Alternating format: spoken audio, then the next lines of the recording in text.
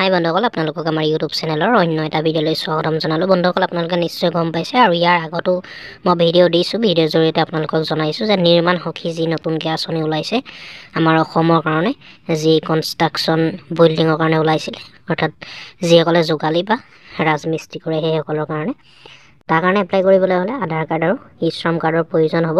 আৰু সেই ক্ষেত্ৰত আপোনালোকে আধাৰ কাৰ্ড আৰু ই শ্ৰম কাৰ্ড যেতিয়া এপ্লাই কৰিব, আধাৰ কাৰ্ড আৰু ই শ্ৰম কাৰ্ডখন লিংক হোৱা হ'ব লাগিব। অৰ্থাৎ আধাৰ কাৰ্ডৰ লগত ই শ্ৰম কাৰ্ডটো লিংক হৈ থাকিব লাগিব, তেতিয়াহে আপোনালোকে এপ্লাই কৰিব পাৰিব।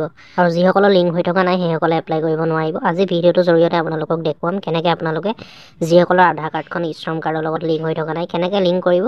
মাত্ৰ 1 মিনিটৰ ভিতৰতে নিজৰ মোবাইলতে পাৰিব আপোনালোকে লিংক কৰিবলৈ, বা যদি লিংক হৈ আছে বুলি ভাবিছে আপোনালোকে কেনেকৈ চেক কৰিব। ভিডিঅ'টোত সেইটোকে আলোচনা কৰিম বন্ধুসকল। ভিডিঅ'টো শেষলৈকে চাই থাকিব। আৰু যদি চেনেলটোত নতুন আহিছে বন্ধুসকল, আমাৰ চেনেলটো ছাবস্ক্ৰাইব কৰি ল'ব। এনেকুৱা ধৰণৰ ভিডিঅ'বোৰ প্ৰতিদিনে দি থকা হয়।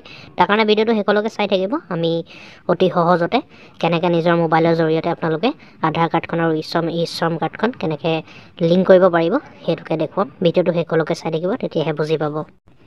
ইয়াৰ কাৰণে আপোনালোকৰ মোবাইলৰ যিকোনো এটা ব্ৰাউজাৰ অ'পেন কৰিব। অ'পেন কৰি তাত টাইপ কৰিব ই শ্ৰম বুলি টাইপ কৰিলে হ'ল বন্ধুসকল। ই শ্ৰম বুলি টাইপ কৰি দিয়াৰ লগে লগে এনেকৈ পেজখন মুকলি হ'ব। ইয়াত ফাৰ্ষ্টতে যিটো অপশ্যন দেখিব বা কিছুমানৰ ছেকেণ্ডতো আহে, ইয়াত ই শ্ৰম যিটো অপশ্যন পাব আপোনালোকে eShram.gov.in বুলি, সেই অপশ্যনটোতে ক্লিক কৰিব।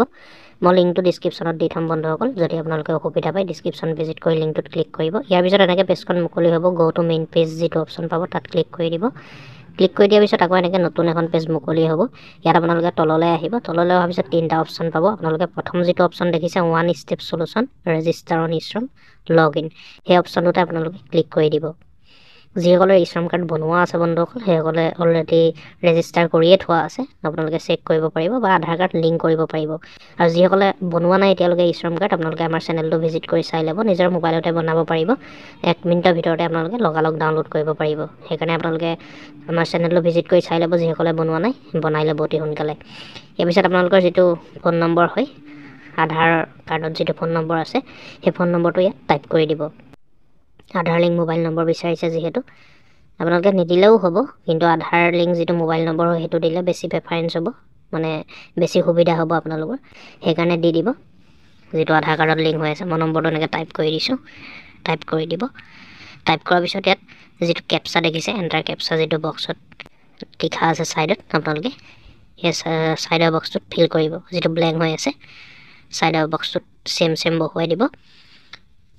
বহুৱাৰ পিছত এইকেইটা স্কিম যদি আপোনালোকে পাই আছে তেন্তে য়েছ কৰিব, নহ'লে ন' কৰিব। মই যিহেতু পোৱা নাই সেইকাৰণে ন' কৰিম। ইয়াতো ন' কৰিম, তলৰটোতো সেইকেইটা পোৱা নাই এই স্কিমকেইটা। তাৰপিছত চেণ্ড OTP যিটো অপশ্যন আছে সেই অপশ্যনটোত আপোনালোকে ক্লিক কৰি দিব। চেণ্ড OTP অপশ্যনটোত ক্লিক কৰি দিয়াৰ লগে লগে আপোনালোকে যিটো মোবাইল নম্বৰ দিছে তাত এটা OTP আহিব, 6 ডিজিটৰ এটা OTP আহিব। এতিয়া দেখিছে আপোনালোকে ওপৰত আহিলে যিটো 6 ডিজিটৰ OTP আহিব, OTPটো আপোনালোকে এণ্টাৰ OTP বক্সটোত ফিল কৰি দিব। ফিল কৰি পেলাই ছাবমিট অপশ্যনটোত ক্লিক কৰি দিব।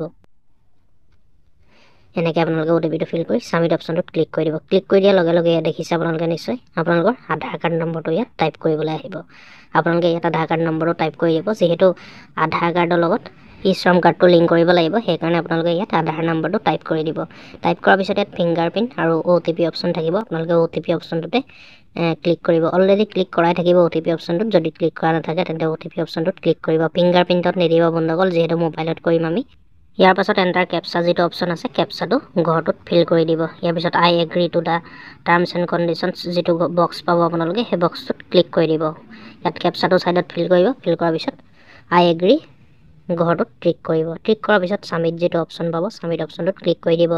ইয়াত মই আপোনালোকক কৰি দেখাই দিছোঁ। মই আধাৰ কাৰ্ড নম্বৰটো টাইপ কৰি ল'লোঁ আৰু ইয়াত কেপচাটো ফিল কৰি দিছোঁ আৰু ইয়াত আই agri to the terms and conditions সেই বক্সটোত ক্লিক কৰিম। ক্লিক কৰাৰ পিছত ছাবমিট যিটো অপশ্যন থাকিব তলত ছাবমিট অপশ্যনটোত আপোনালোকে ক্লিক কৰি দিব।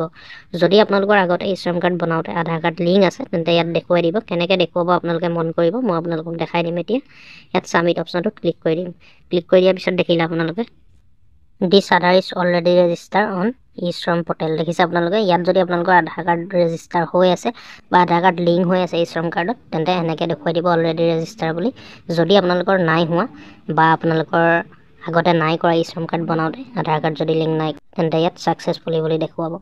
এনেকৈ আপোনালোকৰ লিংক হৈ যাব। ইয়াত আধাৰ কাৰ্ড নম্বৰটো টাইপ কৰি কেপচাটো ফিল কৰি ছাবমিট অপশ্যনটোত ক্লিক কৰি দিয়াৰ লগে লগে আপোনালোকৰ লিংক হৈ যাব, ছাকচেছফুল বুলি দেখাব।